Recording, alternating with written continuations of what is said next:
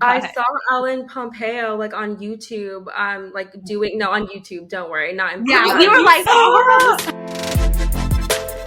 Audio Jungle.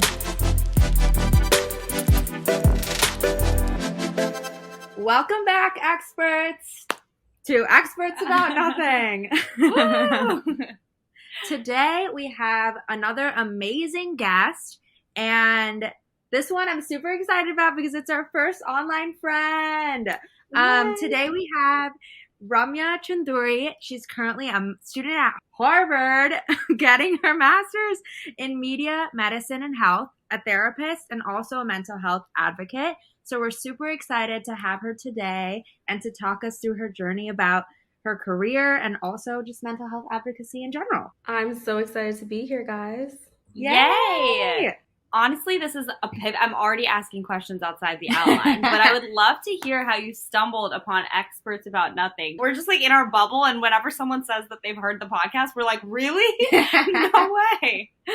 Well, I found it on Spotify, so you guys are amazing. Give yourself some credit. And then a friend knows Anya, and so I guess she was on your podcast, and you guys know her well. So I obviously listened to her episode. Yeah, so you guys are a lot more popular than you think. So pat on the back for you guys. Oh my gosh. Shook. That That's is crazy. so crazy and exciting to hear. But thank you for listening to anything we even say, because that's always the most shocking part. And in case, we're going to do all the plugs later, but I want to plug you in the beginning because while looking through your Instagram and your website and your blog, you have that energy that radiates off your profile. And so I think you're definitely a really fun and amazing, inspiring online presence for people to follow. Oh my gosh, thank you. Okay, well, I guess before we dive into all the career shift stuff and mental health stuff, we'd love to get to know a little bit more about you, and I'm sure our listeners are super curious too. But can you give us a little bit of a background on what your kind of upbringing and community was like when you were growing up? Sure, it's a little complicated, so buckle up, I guess. I was born in Singapore, and then I moved around almost every 2.5 years for a long time until we settled in Connecticut when I was in the sixth grade. And then I stayed there for about 7 years, so that's the longest been anywhere. My family was there for around a decade. And then after I grew up, I moved every year or 6 months on my own. I transferred 5 times for college. After graduating with my first master's degree, I moved around every 6 months after that. So stability is not really a vocabulary word for me at this point. I mean, that's crazy and amazing. And I'm so excited to hear about how all those different locations and adapting to different environments influenced you and kind of drove you into the career that you're in now. Kind of along with that, when you were really, really young, what did you think you wanted to be when you grow up? So shocking. You'll be so surprised. In the third grade, I wanted to be a neonatologist. And yes, I wrote that. So there was wow. I don't even know what that meant. There was a point in time where all the parents had to guess which one belonged to what kid. And my mom was like, well, that's my kid. No one knows what that is. So I picked really because I was a premature baby. And so I heard my story. I heard my mom's story. And I was like, well, I want to be the person that helped me grow up. And then I figured out what the name was for that and was like, that's it. Clearly, that did not happen. Then I grew up a little bit more and I wanted to be a neurosurgeon. I don't really think those were fake. I don't think they were pushed upon me, but I don't really think I thought that there was another career out there that could do good that wasn't a doctor. So I think that's really how I settled on that. Yes. It's funny how you say that. Priya's a premature baby too. I am a premature baby, and I did hear the story. I feel like whenever you're a premature baby, they're like, this is what happened for you to come into the picture. And I'm like, oh my gosh, okay, that sounds traumatizing. But yeah, I mean, I think very classic being in the South Asian community and feeling that influence of wanting to be in medicine and all of those types of things. How long did that last for you, where you thought that that was maybe one of like the only career options out there? I'm embarrassed to admit this. It really lasted until I was like 22. I was pre med, pre law during undergrad, but yeah, it lasted a really long time. I feel like that's honestly a lot more normal than we hear about. I think a lot of people in the South Asian community specifically, like they find the pressure to kind of figure it out immediately. I feel like even myself, when I went into college, I started as in engineering school and I just never even switched out. Even though I wasn't obsessed with engineering, I wasn't super passionate about it, but I just kind of stuck it out because I was, oh, like, what else am I going to do? And I just also had no idea what else was out there. But yeah, I think it's really important to normalize figuring things out a little bit later and also figuring things out based off your passions. I think that's really rare these days. Like, walk us through kind of like that college experience for you. And I know you've had multiple degrees, which we don't have. So would love to get some insight on like, okay, you wanted to be a neurosurgeon up until 22. And then what happened next? Like, where did you start to see the world expand in front of you and gravitate towards like different things? Actually, I was getting ready to do the whole medical school cycle to really like matriculate into medical school, took the MCAT, did well, very stereotypical like South Asian things. And that was the time when I was like, oh, I'm smart enough to go to medical school. Let me look at other options now. So I think it was almost like a self-doubt thing. I wanted to make sure I was turning it down and it was not turning me down. I still really loved healthcare. So again, like when I said before that it wasn't this like fake pressured path for me, it was something that I really truly enjoyed. I didn't eat, sleep, and breathe medicine, which I think you need to do if you want to be like a really amazing doctor. It was really when I was working as a senior patient care technician during this time. I was getting ready to go to medical school and I was at the bottom of the totem pole. I mean, if you know anything about how hospitals work, like anyone that works with the nurses, underneath the nurses, they are truly nothing, right? Below everything, have no say. And it was very humbling. I was able to listen and observe a whole lot more than I could have, even shadowing, doing research, scribing, because you get to hear patient stories all the time. There was one that stood out to me, and he was a diabetic, leg amputated, and really just sat there screaming and yelling like, no one understands. They just say like your surgery was successful. But what does that mean? He was like, I go home and I don't have a place to live. Like, I don't know how to walk, right? I don't know how to do the things that I've been doing for this long. And yet it's a success. Like in the chart, it'll be like, good, just another day. I go home to my family, right? And I never thought about that. I feel really ashamed to say I really never thought about it. I was so intrigued by the science, by the medicine, by the cool robotic technologies, and wrapped around in my own privilege that I really didn't think what happens when the discharge papers are signed. So that was the catalyst. I learned a lot from a lot of different patients, from the lovely nurses that I worked with. They were truly amazing. And that's when I explored. I was like, okay, well, I want to be the person that helps during the process. I don't want to be the person that stitches someone up and lets them go. And I think there's merits to everything, and that job is very needed. But I wanted to use my skill sets like elsewhere. And so I did what any normal person would do, right? I stalked LinkedIn and I was like, let me be a lawyer. Yeah, so it was from there that I really talked to a bunch of lawyers, and they said, there was one girl who got a JD MSW, and she was like, I started my career as a social worker. You might want to think about that. And it was really because of her. So I really like how you really use your network and your resources to kind of genuinely figure out what area you want to go in. It's not blindly like, I could do this, like I could do that, and just kind of diving into it, but it's more like doing the work behind it to actually understand what you're getting yourself into before doing it. And I feel like a lot of people actually don't do that, and sometimes they don't even have the option to, Yeah. And I also think the point of reflection that you had is like the most important thing that I don't think we give ourselves the time of day to do, because it's just such like a go, go, go mentality all the time, especially in specific cultures and specific environments. You're like moving around all the time, and you just feel like you constantly need to have your shit together. That's like the only thing that people like shove down your throat since you're a kid.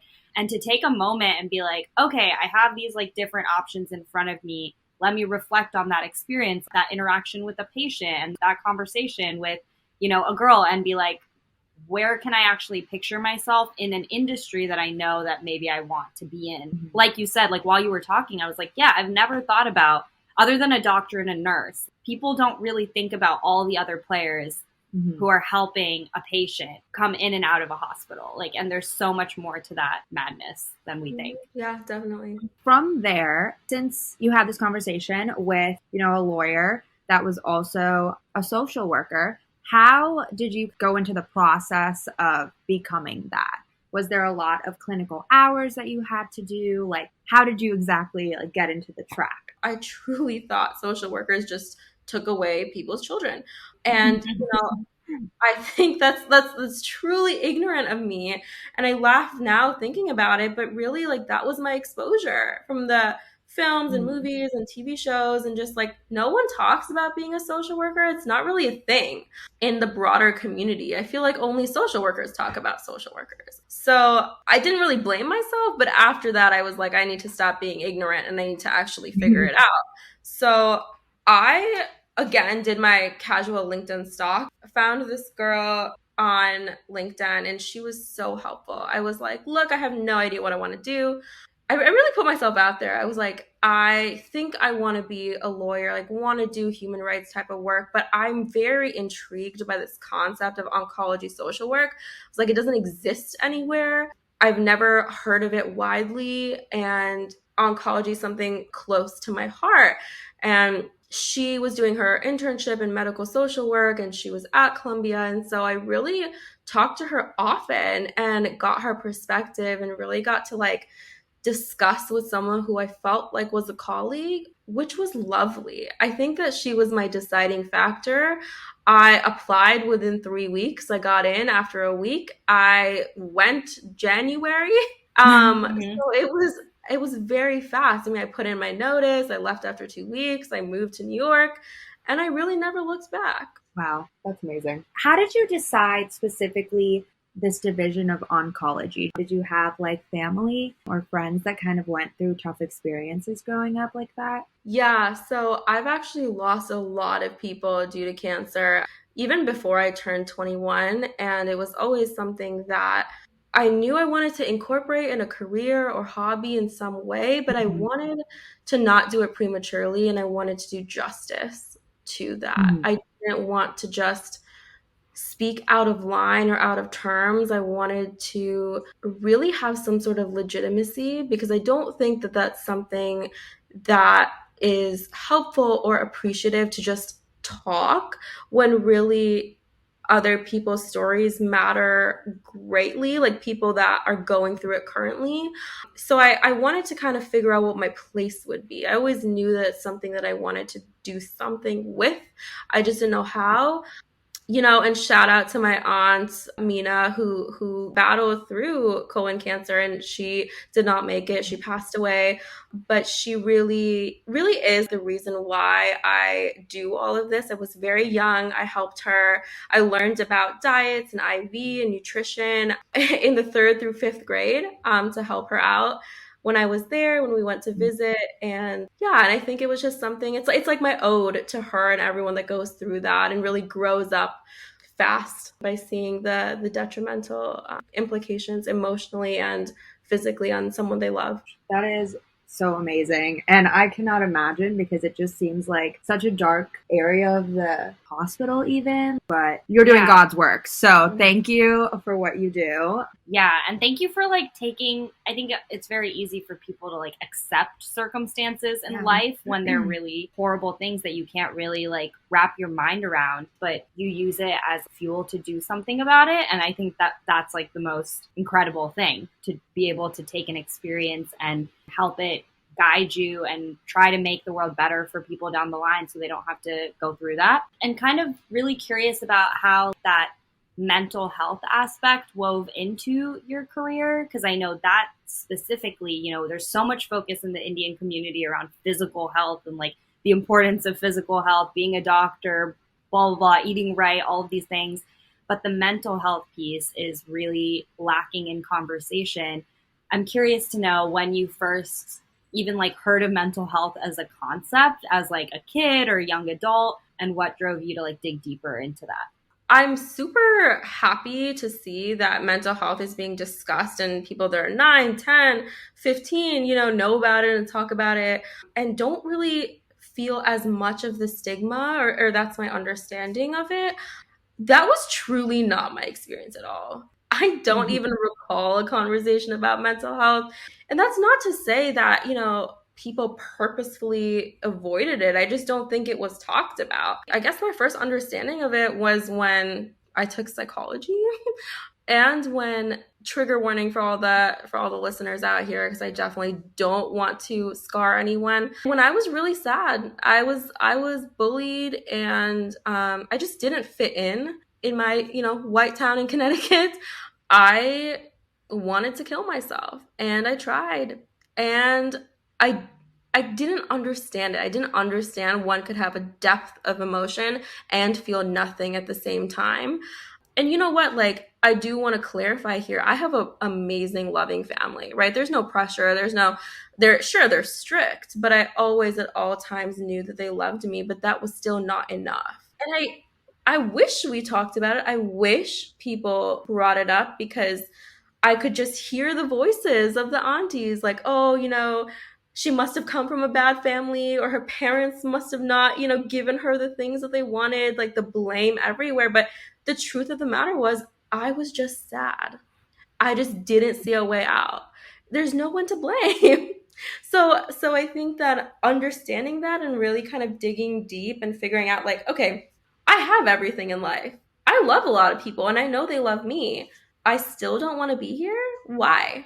And the answer to that question, the Googling, to be honest, that's really my first like understanding of mental health, is like a just thing that exists for people that are not, weird, or in quotes clinically insane, or in quotes crazy, right? Those are the words I heard. So I never really put an association to, in quotes, normal people can feel these things. So I felt more abnormal. Yeah. Well, first of all, thank you for sharing that with us. Yeah. These are not easy things to talk about, but the more people hear about others going through it and coming out of it, and like that exposure and that knowledge, so you don't have to like go down a Google spiral to figure out what's going on in your mind, like I'm glad that future generations are already not having to experience, what I know we did too, because those are not conversations that we've ever heard of until way, way later in life. And I feel like that's like so common, like just going to Google and being like, I feel like this, I have thoughts about these things, like, am I normal? Does anyone else have these things? I have definitely experienced my fair share of that. I struggle with anxiety in and out. And I feel like I didn't even know the term anxiety. I would just get super nervous. And I think until 10th grade, I didn't even know there was a term for what I was feeling. Nerves, like for any random scenario. And I was like, what is this? After I figured out the term for like whatever I was going through, immediately I felt so much more relief, because I was like, wow, like there's actually something going on here. It's not in my head. Yeah, and you don't have to suppress, because that's like the number one thing you hear, where it's like, oh, you'll be fine, just get over it, or like, don't feel like that, or something, which is like, but I do, so and I can't what stop are the next steps? Yeah, no, thank you for sharing that. I totally agree. I think we just have to normalize it, and it's at this point where you don't need to feel othered. I just like being authentically yourself is of such value, and I don't think we relate the two, because I'm sure if you go around and ask a bunch of people, like maybe even our own parents, right? They're not actually going to think, oh my God, did I just other my child? They don't think that when they're saying these things. So I don't know. I just think blame really shouldn't be like the main focus. Just, yeah, they're linked. Mental health, you can struggle with that, and you can be authentically yourself and still be the lovable person that you are, because most of us are, you're both. And I think that's just really important perspective to have. When did you start to kind of figure out that maybe being a therapist was what you wanted to do? Like, I'm so curious about your journey into therapy and like actually using your experiences to help other people tackle their own inner issues. Yeah, towards the end of my degree at Columbia, honestly, I was so laser focused on oncology, oncology, oncology.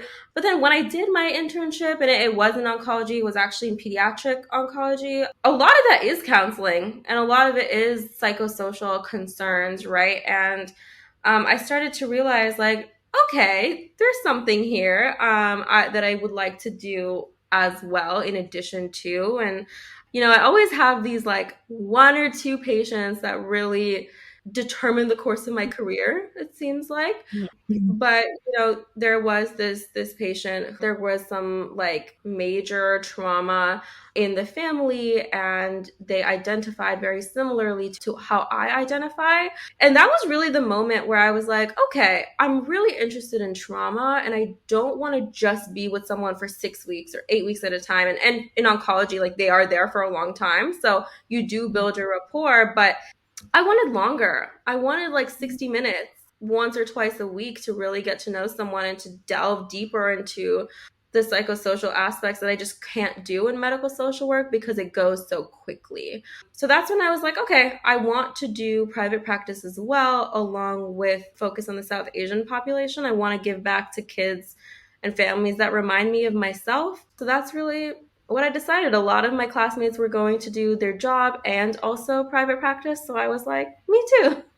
That's awesome. And I love how you do have an interest and passion specifically towards the South Asian community, just because it's so true. Like when you see small kids suffering the same similar issues that you did, the same feelings that you did, almost like, wow, like we've come so far, and like you just want to give back and like help them also like come to the point where they're like, I'll be fine, I'll be okay, we got this together. I love that. And I feel like we personally, whenever like we're thinking about like therapy, anything like that, it's honestly very hard to find South Asian therapists. Like incredibly very hard. Yeah. There's a lot of value in having like similar background, similar upbringing when you so have much value. a therapist. Yeah, it's hard, and it's so important, especially like someone who grew up here or like, had similar experiences, who are of like a similar generation to you and also have the same culture as you. Like, I feel like you break down so many walls that you already have up and feel a level of comfort. And that's really hard in this community to first even seek out mental health help, because that's like a taboo thing. And then on top of that, find someone who actually relates to you. How, like, I know when at least I was growing up, you choose one career and like that was your life, and then you like prioritize other things. But the option of like juggling multiple paths or multiple types of jobs, I didn't see that often, and it wasn't really like proposed to me as an option. One, like, how do you do it? And two, did anyone influence you, or like, did you have any experiences that led you to believe that that could be your life? So, interesting question. I will give you that. A lot of people very close to me are genuinely quite concerned by the way I operate my life, but know I'll be okay because I've just always operated this way. So I think since I was like in middle school, I always considered myself a multi-hyphenate before it became a thing. It's also why I rejected being a doctor, because I knew that I had so many passions, not enough time in the day. I still think in another life, I would be a doctor. I love the field. There's nothing that I hated about it that I left it. I love it. I think it's wonderful, and there's rooms to improve everywhere. We know that. That's a totally different podcast episode. But I just always knew that I loved the idea of being more than just one thing. I loved having backups. I just really liked shifting gears. So I liked using my creative side of my brain, my scientific side of my brain. I loved being the introvert that I am, but also having pockets of being an extrovert. I really never saw it as an option for my life to just do one career forever, even though that is what I saw. Oftentimes, that is what I saw in front of me. I have an uncle who always said, pick something and be very, very good at it.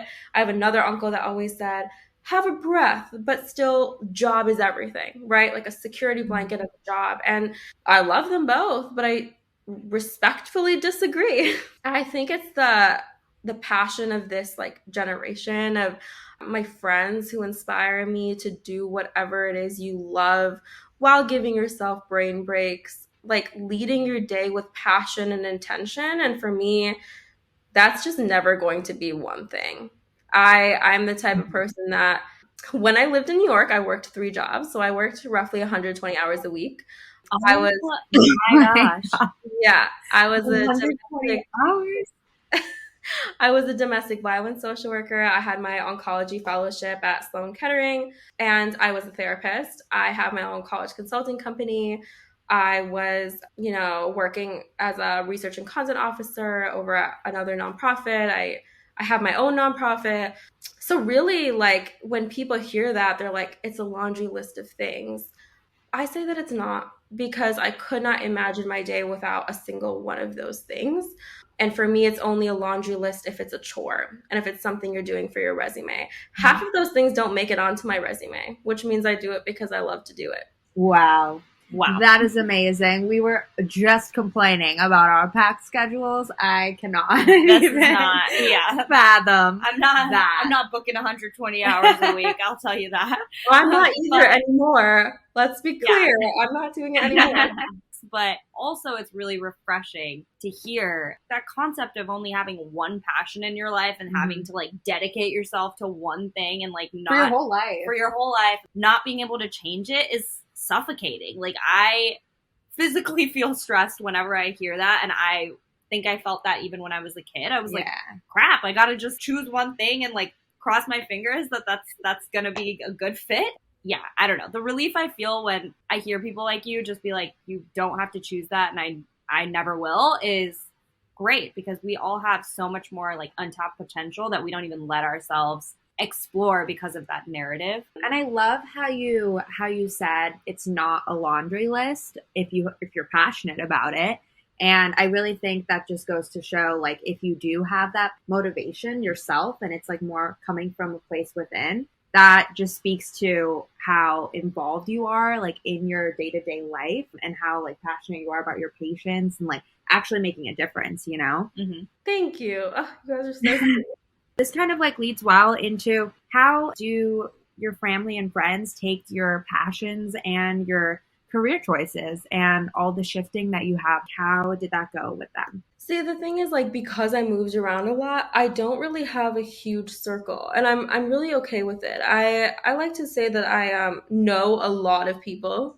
Like, no, I'm gonna change that. I know of a lot of people. I don't know them, and I don't think they know me. But I have a really small circle of like people that I just love and who love me, and that's okay. And they've always been very supportive. I think like extended family never understood. And I think they also worried about me, which is their way of showing love. But they're like, oh man, like when is she going to stop studying? Like when is she going to figure out her path? And to me, like career shifting is figuring out my path. Like before this, I was a teacher. Like I truly did dabble in a lot. I don't really I take it to heart. I kind of take it with a pinch of salt, and I'm like, this is how they show their care and affection towards me. My immediate family maybe were also concerned about me for a little while, but always knew I'd land on my feet, and I think that belief was really all I needed to have this permission to kind of explore where I fit in the world and to really feel confident that can change in a year, that can change in 3 years. But while I do whatever I do, I want to feel fulfilled, not burnt out doing it. And frankly, friends, I don't choose friends that don't have my back. So if you're my friend, if I call you that, if you're in that inner circle, it's because you care about me and you think that I will land on my feet, and vice versa. I love that mentality where it's just like they're showing their love out of the way they care for me. I think that's like honestly such a unique way to think, because a lot of the times like you hear comments from extended family, from people that don't really know anything about your life, and you kind of just immediately are like, wow, like why would they think that? Like they don't know everything I do in a day. They don't know how hard I work. But instead of taking it offensively, you take it as like, okay, like they love me, they care for me, but they don't know what I do. So it's okay. I love that like mindset where you can keep a healthy boundary, but also like do what your calling is. It's a therapist speak, I swear.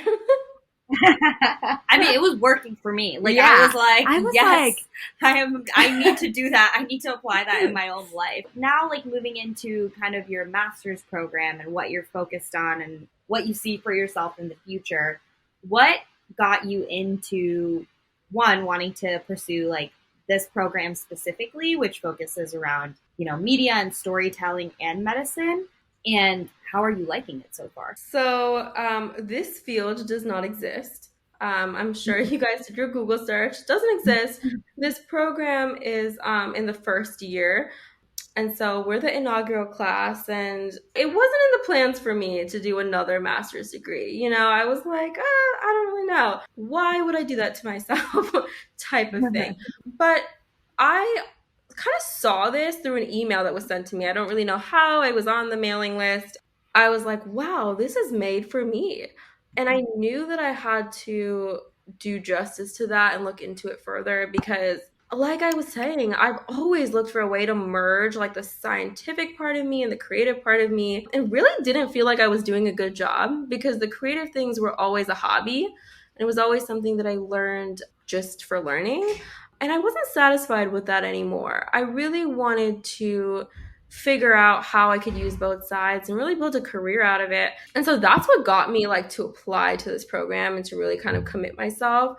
Do I know where exactly it's going to take me? No. I'm hoping to pivot into media, but at the end of the day, who knows? I might start a company. I might try to become a screenwriter or, you know, continue on the journey to be an author. I don't really know. It will just add on to the multi-hyphenate lifestyle, I think. Yes.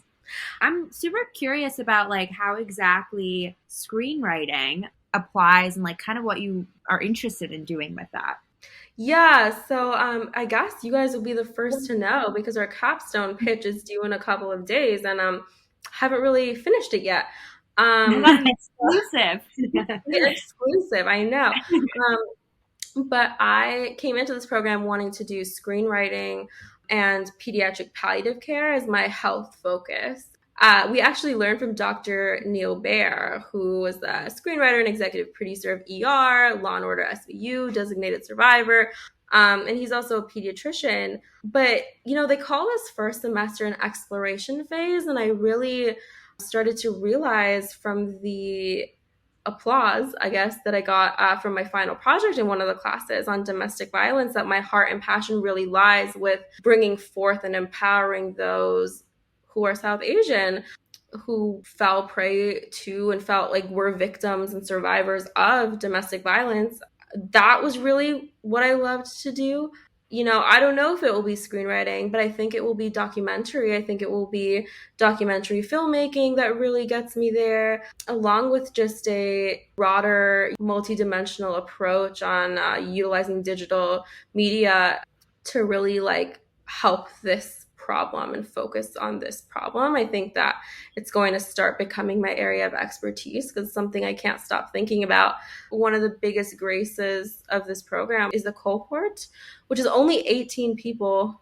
So it's really small, but we're all very close. And I think that that is what's going to really help my future career is by staying in touch with my colleagues. I love that. It's amazing. Yeah. So do you find that this degree kind of also gives you a creative outlet? Yeah, I think we all come in with a certain proficiency in a modality, which is really important because it's a year long. It actually sounds like we'd be getting a Master's of Arts, but it's actually a Master's of Science program housed in the medical school. So it's really rooted in scientific inquiry and evidence-based practice. You want kind of like health experts to really be telling this information and employing it in a way that is digestible for the broader public, but also evokes emotion and really just like in turn impacts action. And I think we've seen that a lot with COVID and vaccines and misinformation, disinformation, all of the lovely things. I am learning to consider other modalities, I would say, is probably what I'm doing most. And we have a lot of research-oriented classes where we learn about anthropology, global health, and so it really is backed with that scientific like rigor as well. Mm-hmm. Wow, it's such a unique program. I feel like we don't really hear too much about how like different modalities of like social media, how all of that kind of interface with health and like in our day to day, like it's obviously super integral to getting the message out, just about everything. It's so powerful. Like it's like probably one of the most powerful things that influences us consciously and subconsciously, like 24/7. So for you to be wanting to focus on that and like spread a message that spread information and stories really is amazing. And I'm so excited to see what you put out there because we'll be there. We'll be there. We'll be consuming whatever you put out. You guys have dibs on press. Don't worry. Oh, yes. You need to come on for your promotional material, your documentary premiere. Your book, anything. Yes. Book tour, whatever you need. You got us. I know we were touching on this a little bit, but I was wondering, do you ever, through jumping around and like exploring your multifaceted lifestyle and passions, have you ever experienced any form of imposter syndrome? If you have, how do you overcome that or kind of like nip it in the butt to continue what you want to do? Oh, all the time, every day. I feel like to some degree, if you don't, I don't know, you're hanging around the wrong people. Like, is that too bold to say? But I remember setting some time with one of my professors. I love her. Check her out, guys. Dr. Suzanne Coven has a book, Letter to a Young Female Physician. It's literally my bookshelf. But, you know, when we were talking, I kind of was like, I'm struggling a little. Like, I don't know what to write. I just feel like I can't. Like, I can't tell this story. And she's like, look, we all struggle with imposter syndrome. So just start there. And I think having someone who, for me, is up on the pedestal, like truly just high up there, say that really brings this into perspective. We struggle. Why can't that be part of our art or our creation or our daily life, you know? And that's really how I survive with it. I'm like, I take my imposter syndrome along with me for the ride, is really how I can answer that. I love that. And I feel like I've never heard that before. Yeah. Usually it's like how you tackle and dismantle your imposter syndrome. But like you said, it's probably going to be on your journey with you forever in some capacity or another. Accepting it and like knowing that that will happen and like taking it along with you is a different mental approach I've never thought of before. And also, I love what you said about you're probably around the wrong people if you don't have it, just because you should be surrounding yourself with people that make you want to strive to be better and do better. That's what they always say. Like you should be surrounding yourself with smarter like people than you. Who inspire you. Yeah. So now, like, we just kind of want to tie it up with some kind of reflection questions. First and foremost, how do you prioritize your own mental health amidst everything that you do? Well, let's be honest. Most days, it's not good. You know, today I texted you guys saying I'm running late, didn't eat today, you know, so it happens. Yeah. And I think you just have to remedy it when you figure it out. I try my best to give myself an hour in each day in which I do something that calms me down. Usually I learn something new that to me makes me feel good about myself. It's been final season, so have I really been doing that? No. Have I acknowledged that? Yes. You know, we live and learn. I'm not perfect. And I think just giving myself grace that like, I don't always have this routine I stick by is okay, as long as I hold myself accountable and I'm like, look, you're going to have a breakdown in like 48 hours if you don't reel it in. So yeah, but I really think overarchingly, when I really need it, I definitely call my parents and talk to them. I have a chat with really close friends. I think that is something that grounds me and just makes me feel loved and a little less anxious when there's a lot going on. Yeah. And I think you touched on the most important thing, which is like the self-awareness is key, especially starting the pandemic. I feel like I consumed so much self-help and like how to like have the perfect morning routine, evening routine, hack your life, all that crazy stuff. I went down so many spirals. And then I would stop doing all that stuff when things got chaotic or I wasn't in the best mood to do it. And then feel guilty about it. And it was like this repetitive cycle. But I think that acknowledgement piece is really key to being like, okay, I know what's good for me. I know what helps me. Also, let me try a couple different things until I find what actually does help me. And then you can fall back on that when you need it. but life is not always consistent. And like there are seasons of life where you need different things. So I think that's really important to recognize. Along with that, what's something that you've learned so far on your journey? Like it doesn't have to be one thing, but whatever your key takeaways are through your navigating different careers, through like the experiences that you've had with patients, that really helps you stay grounded and like continue moving forward and wanting to explore all the things in your future. Yeah, I'm gonna treat this a little of like what I would tell like my younger self, because that's Yeah. what this question reminds me of, and I think the first would be not wanting stability is okay. You know, I think that there's this definition of normal in the world. And if you don't fit in that, you feel very just different and not in a good way a lot of the times. And you know, now we get these catchphrases like, oh, why bother fitting in if you were born to stand out and all that stuff. But it doesn't really help when you're in the thick of it. And so I would just constantly remind myself everyone's choice is their own. Just like how I don't impose my standards on others, I don't want to be influenced by other standards onto me. So I think if you're not someone that wants stability, that's okay. And if you are someone that does, that's okay too. The second thing would really be to be in the moment more. I think I spent a lot of time studying. It's really not that important at the end of the day. Be present day to day. And like, if a couple of things on your to do list don't happen, that's okay. Which leads me to my third, though. Self discipline is truly the best way for self respect to show. I think in this day and age, everyone says give yourself grace, but they don't mean give yourself grace. A lot of what I'm seeing is like a way of pitying yourself or a way of loving yourself to the extreme where you're just not doing anything. It's one thing to have one unproductive day, right? It's another thing to let that go on for months and to look back and be like, oh, I didn't do anything. Well, you're not going to feel good about yourself. So I always say, present Ramya may not like herself, but future Ramya will love herself. And really, I wish I knew that when I was younger. I wish I stood by it and I was like, other people might think I'm harsh with myself, but I think that I love myself and respect myself so deeply that I hold myself to a high standard. I love that. Wow. I feel like a lot of the time the stuff on our to-do list, our day-to-day, they're kind of dictated by someone else that like needs something from you. But I think if you just take that more as like a personal goal, something that you want to do for yourself for whatever reason, if you just kind of switch the mindset on that, it could really inspire you, motivate you to just move faster. Yeah. And get things done. And if your to-do list is just dictated only by things that other people want you to do, we got to like reevaluate the to-do list and like what's going on. What is one thing that you would want anyone to take away from this specific episode?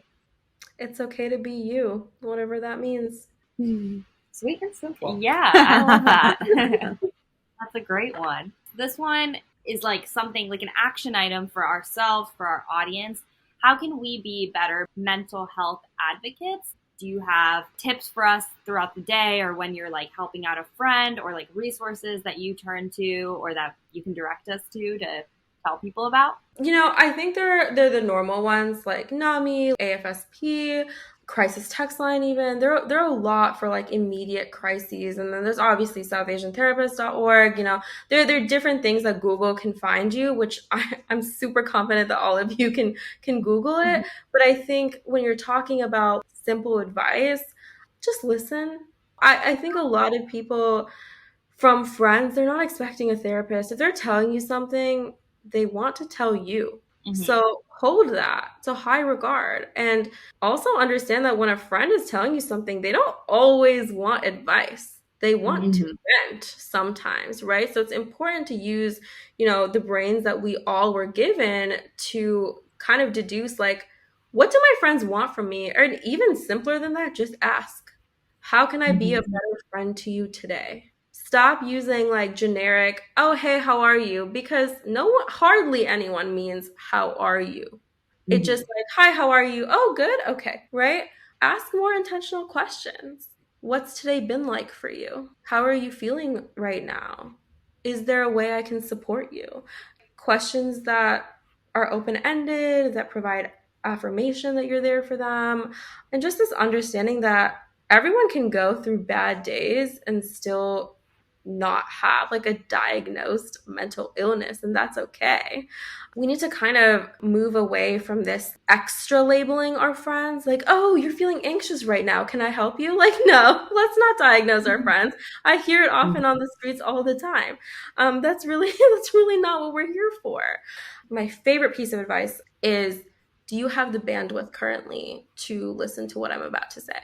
If you are the person that maybe needs your friend in that moment, I think that it's a very kind and respectful thing to do, and something that a lot of friends will do back. So I think mental health advocacy is starting in your circle. It's starting with yourself. I love that. It's more of a day-to-day thing. Yeah. And what you can do for your loved ones. Yeah. And it's those little interactions that are usually the most impactful for people. Like saying how are you is very much like a distant thing, whereas like asking how are you feeling, how are you doing with a specific thing, asking the right questions is definitely a more intentional way, and like you feel loved in a different way when you hear those things from loved ones, you know? Yeah. So our last question is, do you have any tips for keeping up with your ambitions, but also catering to your mental health and your physical health, and like anything that you personally do to keep up with that? We'd love to hear. I'm a big challenges gal, so I get a friend who I know will keep me accountable, but also give me this like grace when I need it. Yeah, I'm kind of like, okay, guys, like I'm gonna wake up every morning and go to the gym, and someone else is like, yeah, I'm gonna wake up every morning and I'm gonna do like yoga, and we'll text back and forth. Did you do it? No? Okay, well then tomorrow you have to do it for double the time. Double the time. I'm gonna get my butt out like and go to the gym, you know? So I think like someone who you trust and you can laugh with, who will keep up with the challenge with you. Having friends that know what will help you and calling you out, man. Like I have friends that are like, you said you were going to do this, but you didn't. But I love you anyway, but you didn't. Yeah. It keeps you grounded for sure. And then ambitions, you have your whole life ahead of you. And I say this because I've been reflecting. I turned 27 this month, and I was very like upset about it. I was like, I did not accomplish what I wanted to by 27. And my friend was like, aren't you a therapist? Like, what would you tell your client? And I was like, oh man. But overarching tip, find good friends and hold them close, because they're the ones that are going to challenge you, keep you, ground you, scold you. They're the family you choose. Even though that's so cheesy, and I hate that I said that, I truly do believe it. All amazing advice. Thank you so much for all of the insight that you provided. Hearing about your story has been just like an incredible conversation that we I loved. can't believe this is the first time we talked. I know, it felt very comfortable. Very comfortable, and you're awesome and so easy to talk to. This has been such an easy episode to record. Yeah. Priya and Disha, you guys are my long lost friends. Come on. True that. We can't let them on. We've known each other for years. Okay, we always close out with a favorite, which is just like we bamboozle you with a question, and you have to say your favorite thing. Except this time it was on the dock. It was on the dock, so you probably know the question. But what is your favorite way to unwind? Oh Lord. Do you unwind? Is the Yes, we all have to. Okay, dark chocolate almonds and Grey's Anatomy or Suits. Ooh. Wait, or what? Grey's Anatomy or Suits. I shuttle back and forth. Oh, I'm a Grey's gal too. Oh my god. I was a Grey's gal, but I haven't been like keeping up all the way till the whatever's going on right now. But then recently I've been having this like itch to restart the show. It happens in the winter. Yeah, it's like No. The first 10 seasons only. Like I will Yeah, watch those I all know. the time. They were getting nuts, and I was like, I need to tap out. I don't know what's going on anymore. I But- saw Ellen Pompeo like on YouTube, like doing on YouTube. Don't worry, not in Yeah, person. we were like, oh, no, doing giving a speech, and I was like, oh my gosh, you're that old? Like what? I know. She's in her 50s. I can't believe know. that. I know. Yeah. It's really crazy. So best way to unwind, hands down. Can't argue with me on that. No, that's a great way to unwind. Priya, what's your favorite way to unwind? My favorite way to unwind. Let me think about this. I know. What is it? Your favorite way is alone in your room watching TV with a snack. That's true. I mean, like, that's basically exactly what you said. Yeah. I love watching TV Alone. Keyword. Alone. No, me like, I too. can't have people. Yeah, right? I literally get so flustered when people are watching TV. TV that I like and like need to be like. She only tuned watches in. junk TV with us. She doesn't watch I'll real watch reality stuff TV with them, but then like when I have to watch like House of the Dragon, I'm like, see y'all later. Yeah. Or it's like watch in silence. Yeah, or I You make know it what's up, because people will talk and I'm like, shut up. I may have watched this episode 27 times, but I'm watching it by myself. Exactly. That is so me. I do love my alone TV time. I also love my alone walking time with headphones. That's another like a good album, and then I'm just like I could be unbothered for like 2 hours and I'll come back. Yeah. But That's because you're a New York City gal. I used to love that. I came to Boston, I was like, this does not work anymore. Okay, what's your favorite way? Mine is taking the longest shower known to man and listening to a podcast while I'm doing so. Yes, It's she does so love that. fun. A bit of hot shower. Yes, like flaming hot. It's Like scalding.